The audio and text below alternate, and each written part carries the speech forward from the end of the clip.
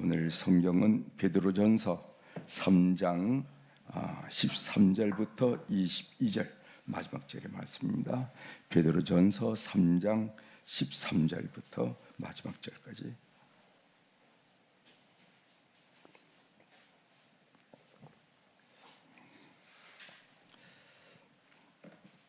베드로전서 3장 13절부터 자세했으면 제가 봉독하겠습니다. 또 너희가 열심으로 선을 행하면은 누가 너희를 해하리요? 그러나 의를 위하여 고난을 받으면 복 있는 자니 그들이 두려워하는 것을 두려워하지 말며 근심하지 말고 너희 마음에 그리스도를 주로 삼아 거룩하게 하고 너희 속에 있는 소망에 관한 이유를 묻는 자에게는 대답할 것을 항상 준비하되 온유와 두려움으로 하고 선한 양심을 가지라. 이는 그리스도 안에 있는 너희의 선행을 욕하는 자들로 그 비방하는 이 일에 부끄러움을 당하게 하려 함이라. 선을 행함으로 고난 받는 것이 하나님의 뜻일진데 악을 행함으로 고난 받는 것보다 나으니라. 그리스도께서도 단번에 죄를 위하여 죽으사 의인으로서 불의한 자를 대신하였으니 이는 우리를 하나님 앞으로 인도하려 하심이라. 육체로는 죽임을 당하시고 영으로는 살리심을 받으셨으니 그가 또한 영으로 가서 옥에 있는 영들에게 선포하시니라. 그들은 전에 노아의 날 방주를 준비할 동안 하나님이 오래 참고 기다릴 때에 복종하지 아니하던 자들이라. 방주에서 물로 말미암아 구원을 얻은 자가 몇 명뿐이니 겨우 8명이라. 물은 예수 그리스도께서 부활하심으로 말미암아 이제 너희를 구하는 편이 곧 세례라. 이는 육체의 더러운 것을 제하여 버림이 아니요 하나님을 향한 선한 양심의 강군이라. 그는 하늘에 오르사 하나님 우편에 계시니 천사들과 권세들과 능력들이 그에게 복종하느니라. 아멘. 22절까지 함께 읽었습니다. 오늘 우리가 읽은 이 말씀을 중심으로 베드로전서 3장 13절부터 22절에 있는 말씀을 중심으로 고난은 하나님의 은혜를 깊이 알아가게 합니다. 이런 의미의 말씀을, 이런 주제의 말씀을 함께 나누려고 합니다. 고난은 하나님의 은혜를 깊이 알아가게 합니다. 이런 말이 있어요. 오늘은 어제 사용한 말의 결실이고 내일은 오늘 사용한 말의 열매다. 중요한 얘기죠. 오늘은 어제 내가 어떤 말을 사용했느냐 하는 그 열매라는 겁니다. 그리고 내일, 여러분 내일 기대하죠. 복되기를 바라고 은혜스럽기를 바라고 내일은 오늘 한 말의 결실이다, 열매라 한 얘기. 그러니까 우리가 말을 얼마나 중요하게 생각해야 되는지 다시 한번 생각하게 하는 말씀입니다. 내가 한 말의 95%가 나에게 영향력을 미친다는 거예요.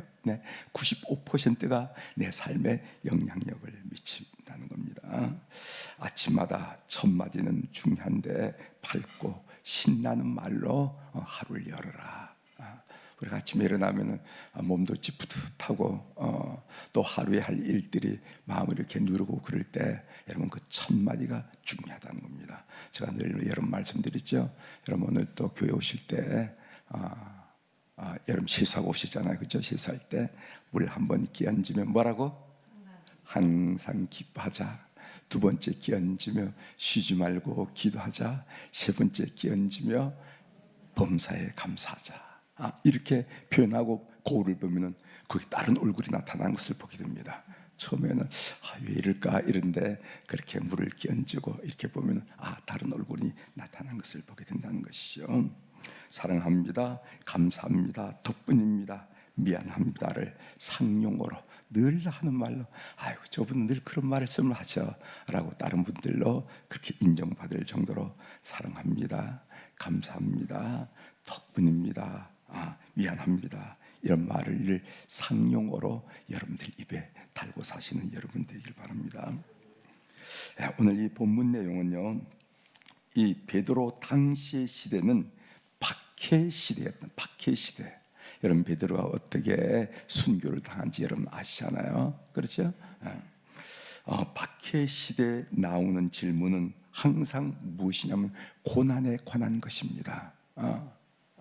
박해를 받는 사람도 이 고난은 무슨 이유일까?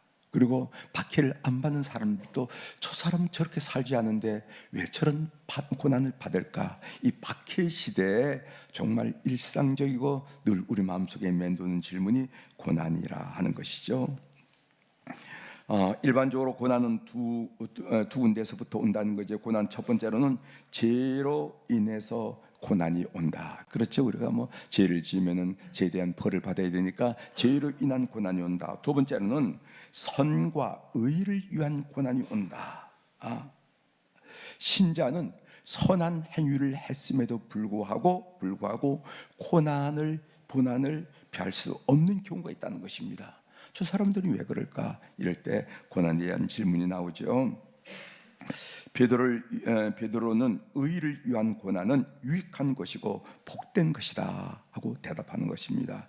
고난은 나쁜 것일까? 고난이 왜 올까? 이럴 때 베드로가 오늘 본문을 통해서 한 얘기가 베드로는 의를 위한 고난은 유익한 것이고 복된 것이다 이렇게 대답하죠. 오늘 14절 한번 보겠습니다. 14절 그러나 의를 위하여 고난을 받으면 복이 있는 자니 그들이 두려워하지 말며 근심하지 말고 이렇게 말씀하셨습니다. 고난이 복된 이유가 어떤 것인지 오늘 본문을 통해서 다시 한번 확인하도록 하겠습니다. 우리에게 베드로 사도는 고난이 복된 것이다 이렇게 되는데 그렇다면 어떤 복을 우리 인생에서 경험할 수가 있는가? 첫 번째로 고난이 선하신 하나님을 닮아가도록 우리를 돕기 때문에 그렇다는 거예요. 고난을 통해서 선하신 예수 그리스도 주님을 닮아가도록 우리를 돕는다는 겁니다. 여러분, 불을 지나지 않고 어떻게 정금이 되겠어요? 그렇죠? 금광석이 있는데 그 돌과 금이 섞여 있는 것을 보고 금광석이라고 그러는데 이 금광석이 어떻게 불을 지나지 않고 이 천도라는 그 불을 지나지 않고 어떻게 순금, 정금이 되겠냐 말이죠. 고난. 그러므로 우리는 고난을 겪을 때 기도하고 기다리고 기대하면서 우리 하나님이 주실 선물을 우리는 생각한다는 것입니다. 우리는 의로운 성도임에도 불구하고 힘들다. 하나님은 왜 이런 고난을 나에게 주셨을까? 그런데 이 고난을 겪고 난다면은 하나님이 이런 선물을 주실 거야 라고 기대하면서 기도하고 기다리자 한 얘기를 먼저 하고 있고요. 두 번째로는 고난은 하나님의 선하심을 증거하는 계기가 되기 때문에 그렇다는 거예요. 고난을 받으면 하나님의 선하심, 하나님은 어떤 분인가? 하나님은 정말 위대한 분이구나, 놀라운 분인가를 증거할 수 있는 계기가 된다는 겁니다. 15절에 나오죠. 15절 읽어드립니다. 너희 마음에 그리스도를 주로 삼아 거룩하게 하고 너희 속에 있는 소망에 관한 이유를 묻는 자에게는 대답할 것을 항상 준비하되 온유와 두려움으로 하고. 여러분, 이 말씀이 무슨 말인가 하면은 보통 고난을 겪으면은요 당혹스러워하고 당황하고 상을 찡그리고 절망하고 좌절하는 거 아니겠나 말이죠. 그런데 이상하게 당신은 고난임에 임함에도 불구하고 마음의 평안을 유지하고 얼굴색이 변하지 않고 오히려 소망하고 뭔가를 기다리는 것 같고 우리와 다르다는 거예요. 그러면은 세상 사람들이 묻는다는 겁니다. 궁금해서 당신이 그런 이유는 무엇입니까? 보통 사람은 당혹스러워해야 되고 당황하고 불안하고 두려워하고 좌절하고 절망해야 마땅한데 당신은 도대체 무엇 때문에 그렇게 당당하며 여유가 있으며 평안하며 뭔가를 기다린 듯한 그런 삶을 삽니까? 이렇게 묻는다는 겁니다. 너희 속에 있는 소망에 관한 이유를 묻는 자에게 그렇게 물으면은 그러면은 뭐라고 대답하냐면 하나님 때문에 라고 대답하라는 거예요. 하나님 때문에. 여러분, 하나님 때문이죠. 하나님이 우리에게 믿음 주시고 하나님이 우리에게 소망 주시고 하나님이 우리에게 사랑 주시고 하나님이 합력하여 선을 이룬다고 약속해 주시고 하나님께 우리에게 선물을 준비하고 계시기 때문에 확실히 믿기 때문에 당신들처럼 그렇게 당황하지 않는다. 하나님 때문에 이렇게 대답하게 된다는 대답하라는 것이죠. 따라서 고난은 하나님의 선하심, 하나님의 신실하심, 하나님의 약속, 이런 것을 증거할 계기가 되기 때문에 오히려 고난이 좋은 것이 아니겠냐. 고난이 아니면 옆에 있는 사람이 당신에게 왜 당신의 삶을 물을 이유가 있겠냐 말이죠. 고난 때문이다. 그 고난 때문에 우리는 우리가 사랑하는 예수 그리스도 하나님을 다른 사람들에게 소개할 수가 있다. 이렇게 한 얘기예요. 그 다음에 세 번째로, 고난 후에 부활의 영광이 반드시 나타나기 때문에 이렇게 고백하고 있어요. 18절 보겠습니다. 18절. 그리스도께서 단번에 죄를 위하여 죽으사 죄인으로서 불의한 자를 대신하셨으니 이는 우리를 하나님 앞으로 인도하려 하심이라. 육체로는 죽임을 당하시고 영으로는 살리심을 받으셨으니, 육체로는 죽임을 당한다 하는 것은 예수 그리스도께서 십자가의 죽음을 당하신 것을 말하고, 영으로는 살리셨음을 받으셨으니 하는 것은 부활의 영광을 입었다. 예수님이 죽은 지 사흘 만에 부활의 영광을 입었다 하는 표들의 표현이에요. 육체로는 죽임을 당하시고 영으로는 살리심을 받으셨으니. 이 시대의 신앙의 위기가 뭔가, 오늘날 신앙의 위기가 뭔가, 이렇게 이야기한 사람이 있어요. 뭐냐 하면은 예수를 믿는데 고난이 없기 때문에 부활의 영광을 경험할 기회가 없기 때문에 이 시대에 믿음이 없다는 거예요.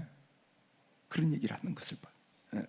예수를 믿는 데 있어서 고난이 있으면은 부활의 영광도 맛보게 되고, 부활의 영광을 맛보게 되면은 믿음이 얼마나 좋은지, 믿음이 얼마나 고귀한지 나도 알고 너도 알 텐데, 요즘 우리 시대가 예수 믿는다고 누가 뭐라는 사람이 하나도 없잖아요. 뭐 예수 믿는다고 죽이기를 합니까? 예수 믿는다고 감옥에 넣습니까? 예수 믿는다고 무슨 탄광으로 무슨 뭐를 고난을 시킵니까? 그러니까 예수를 믿는데도 아무런 박해가 없어, 고난이 없어.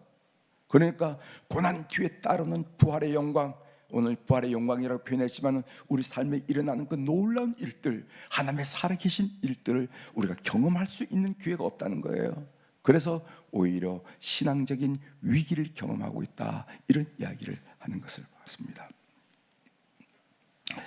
생명의 삶에 나온 이야기인데요. 6.25 전쟁 당시 중공군이 몰려오자 북한 흥남에 살던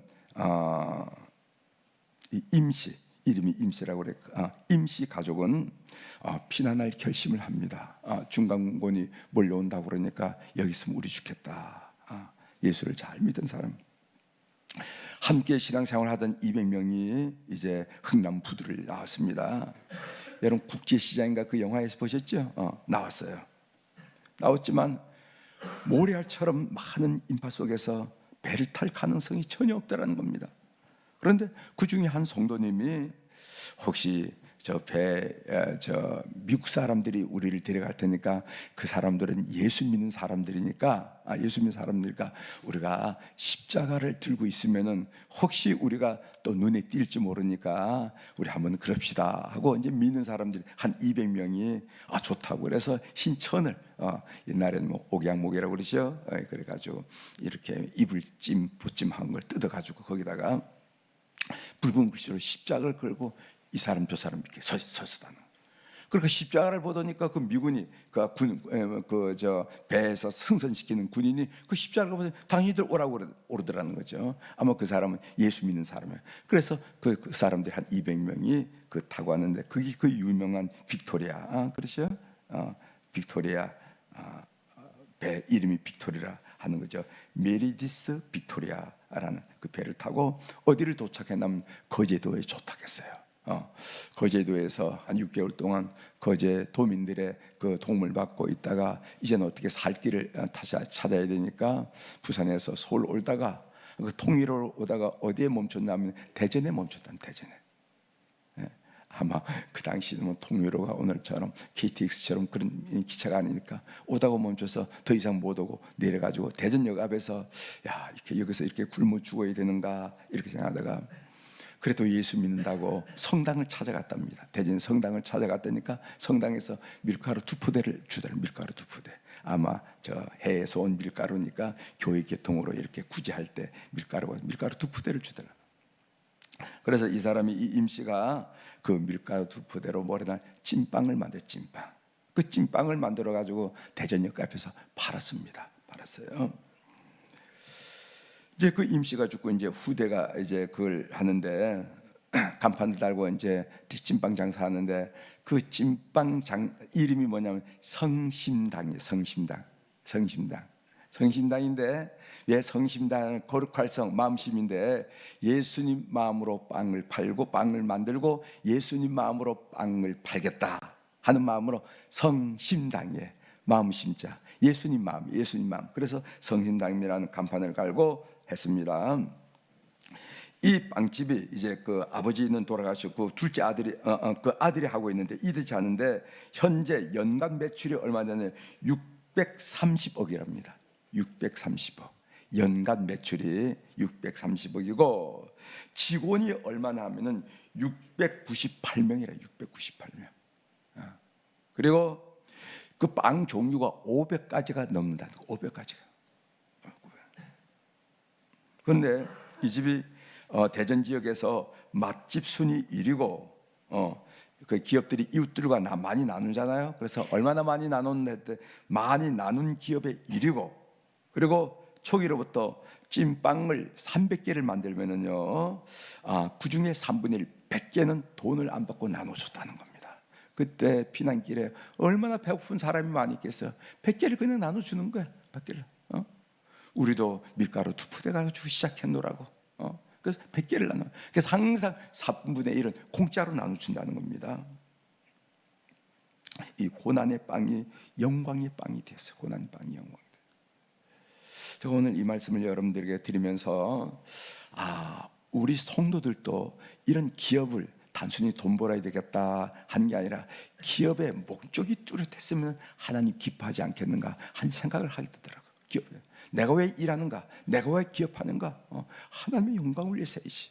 나는 찐빵을 300개를 만들면은 그 중에 3분의 1은 나는 나눈다. 사랑의 봉사를 한다. 하나님 위해 쓴다. 뭐 이런 목표를 주고 한다면은 하나님께서 그 기업을, 그 하는 이 일을 축복하지 않겠는가? 하나님께서 기뻐하지 않겠는가? 이런 생각을 하면서 오늘 제가 여러분들에게 말씀드린 이유는 뭐냐면은 고난의 빵이 영광의 빵이 되었다 하는 것입니다. 고난 후에는 반드시 부활의 영광이 온다 하면서 베드로 사도가 이 말씀을 지금 가리키고 있는 것입니다. 고난은 하나님의 은혜를 더 깊이 알게 합니다. 여러분 다 경험하셨죠? 저희 친구 간증 얘기 하나 하고 마치도록 하겠습니다. 저희 친구가 교회에서 교회에 어려움이 있었어요. 그래서 새벽기도 후에 강단에서 이렇게 방석을 큰 걸 하나 놓고 그게 무릎을 꿇어서 시편을 읽었다면 시편. 그때 보통 우리가 시편을 읽으면은 그냥 글자잖아요. 시편 글자인데 그때 시편의 글자가 꿈틀거리며 살아 움직이는 것을 느꼈다고 그러더라고요. 언제 한번 그 친구와 더불어 같이 이렇게 어느 모임에 가는데 제가 운전하고 있는데 그쪽에 김 목사, 난 이런 체험을 했어. 무슨 체험을 했나고 그랬더니까 내가 그 고난 가운데 시편의 말씀을 읽었는데 시편에 있는 말씀이 그냥 말씀이 아니라 그게 살아서 움직이더라는 거예요. 살아서 움직여. 그런 경험을 했어. 그 시편 말씀 때문에 내가 살았어. 이런 얘기를 하더라는 것을 제가 여러분들에게 말씀을 드립니다. 고난은 하나님의 은혜를 깊이 한다. 고난을 받으면 성경 말씀 자체가 다르게 다가온다는 것을 꼭 아시고 고난으로 인해서 더 큰 은혜의 깊은 바다에 항해하는 여러분이 되시기를 주의 이름으로 축복합니다. 기도하시겠습니다. 하나님, 오늘 베드로 사도의 편지를 통해서 많은 은혜를 받게 하시오니 감사를 드립니다. 예수 그리스도가 십자가의 고난 후에 부활의 영광을 입은 것처럼 고난은 반드시 부활의 영광을 주니까 은혜로 감사함으로 견디라 하는 이 베드로의 고백을 우리는 압니다. 그 당시 그때는 박해의 시대였고 핍박의 시대였기 때문에 예수를 믿는다는 것 자체가, 베드로 사도 자체가 순교를 당했던 그 시기에 그는 고난을 이렇게 이야기하면서 성도들을 격려했다는 것을 우리가 알게 됩니다. 오늘 이 새벽에 난 우리 모든 교우들로 하여금 고난은 절대로 그냥 고통스러운 것으로 경험이 아니라, 고난은 우리에게 부활의 영광이라는 놀란 선물을 준비한 선물이 됨을 믿고, 이 고난으로 인해서 하나님의 은혜와 하나님의 사랑을 더 깊이 알아가는 성도들이 다 될 수 있도록 은총을 베풀어 주옵소서. 하나님, 오늘 우리 사랑 교우들이 주님 앞에 1,000번째 헌금을 올려드렸습니다. 늘 우리 주님 앞에 겸손히 고백하는 고백이지만은, 많아서 드린 것도 아니고 쓸데없어서 드린 것도 아니고 썩어 남아서 이리저리 있는 것들을 모아서 드린 것도 아니라, 삶의 소중한 사연이 있는 물질을 주님 앞에 올렸습니다. 이 헌금에는 우리의 정성도, 우리의 눈물도, 우리의 땀도, 우리의 애씀도, 우리의 보람도 다 섞여져 있는, 묻어 있는 물질이란 것을 주께서 기억하시고, 이 헌금을 연락하시고, 드린 손길들, 드린 발걸음들, 드린 심령들, 드린 삶의 모든 강구들 역사하셔서, 하나님이 얼마나 섬세한 분이고, 하나님이 얼마나 자상한 분이고, 하나님이 얼마나 구체적인 분인지 삶을 통하여 역사하여 주시옵소서. 그래서 가던 길을 멈추고 그 고난의 시기를 지난 다음에 뒤돌아보면서, 하나님이 하셨습니다, 하나님이 최고입니다, 그래도 하나님이 최고입니다 하면서 하나님께 영광을 올려드리는 귀한 물질 될 수 있도록 은총을 베풀어 주옵소서. 하나님 아버지, 6월은 호국 보훈의 달입니다. 이 나라가 커져 세워진 나라가 아니라 많은 희생자들의 그 피와 그 고난 위에 세워진 나라라는 것을 깊이 알고, 오늘 또 우리 성도들이 그 마음으로 기도를 모을 수 있도록 은총을 베풀어 주셔서, 주님 베풀어진 은혜에 감사하면서 그 이유가 무엇일까, 그 목적이 무엇일까, 이체된 후에 우리 같은 나라가 없다고들 얘기하는데 그 이유가 무엇인가를 생각하면서 주의 영광을 위해서 분연히 일어나는 우리 민족 이 땅이 될 수 있도록 은총을 베풀어 주옵소서. 인간의 욕망, 인간의 욕심의 터전이 아니라 하나님의 영광, 찬양의 터전이 되는 삼천리반도 금수강산이 되도록 우리 하나님 인도하여 주시옵소서. 오늘 또 하늘의 주권과 땅의 주권을 가진 우리 주님의 권세 있는 이름으로 선포합니다. 내 영혼이 잘된 같이 범사가 잘되고 강건한 축복을 오늘 이 새벽에 주님 앞에 나온 우리 모든 교우들이 받아 누리게 도와주시옵소서. 감사드리며 예수님의 이름으로 기도 올려옵나이다. 아멘. 하늘에 계신 우리 아버지여, 이름이 거룩히 여김을 받으시오며 나라가 임하시오며 뜻이 하늘에서 이루어진 것 같이 땅에서도 이루어지이다. 오늘 우리에게 일용할 양식을 주시옵고, 우리가 우리에게 죄진 자를 사하여 준 것 같이 우리 죄를 사하여 주시옵고, 우리를 시험에 들게 하지 마시옵고, 다만 악에서 구하시옵소서. 나라와 권세와 영광이 아버지께 영원히 있사옵나이다. 아멘.